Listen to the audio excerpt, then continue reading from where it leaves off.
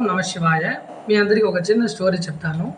ఒక సమయము ఒక పేషెంట్ డాక్టర్ దగ్గర వచ్చి, "సార్ నాకు బాడీ పెయిన్స్, అజీర్ణము, నిద్ర రాలేదు సార్" అన్నారండి. దానికి డాక్టర్ గారు ఆ పేషెంట్‌ని పరిశోధించి ఆయనకు 3 రకమైన మాత్రలు వాడమని ప్రిస్క్రిప్షన్ ఇచ్చారు. దీన్ని పద్ధతిగా వాడండి అని. కొంత రోజుల తర్వాత ఆ పేషెంటు డాక్టర్ వద్ద వచ్చి, "సార్ మీకు నేను పే చేసిన డబ్బు తప్ప వేస్ట్ చేయడం తప్ప నాకు వేరే ఏ ప్రయోజనము లేదు. నాకు ఇంకా కూడా ఆ సమస్య అట్లే ఉంది. మీరు ఇలాగ డబ్బులే తీసుకున్నారు కానీ నాకు సమస్య మాత్రం క్లియర్ కాలేదని" అన్నారండి. దాన్ని విన్న డాక్టర్ గారు, "ఆయాసం తీరడానికి తల్లారితో ఒక పచ్చ కలర్ టాబ్లెట్ ఇచ్చాను, వాడారా?" "వాడాను సార్." "అవునా, వాడారా? ఓకే."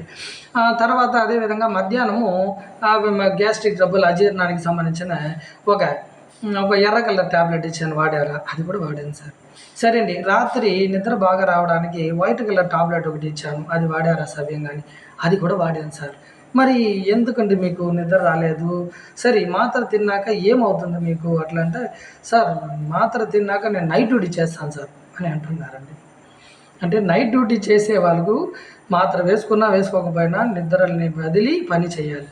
కాబట్టి ప్రాక్టికల్ అనుభవం.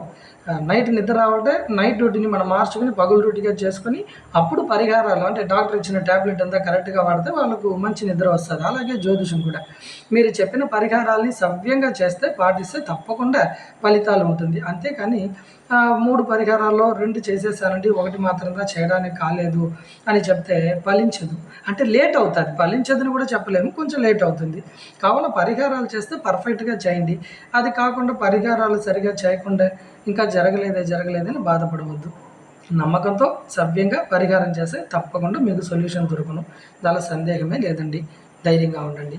అట్ట పరిహారాలు సవ్యంగా చేయలేకపోతే భగవంతుడి పైన భారం వేసేసి లక్షణంగా ఉండండి. మనం అనుకున్న పనులు జరగడానికి ఉండే మార్గాలుగా ఈ జ్యోతిష విషయాలు, పరిహారాలు ఇవన్నీ పూర్వకాలంలో నుండి ఉంటూ ఉంది. సో దీన్ని సవ్యంగా పాటిస్తే ఫలితాలు తప్పకుండా ఉంది. మీ సొల్యూషన్ తప్పకుండా మీకు మంచితనంగా దొరుకును.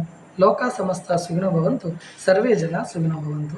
ఓం నమ శివాయ. హరోహర.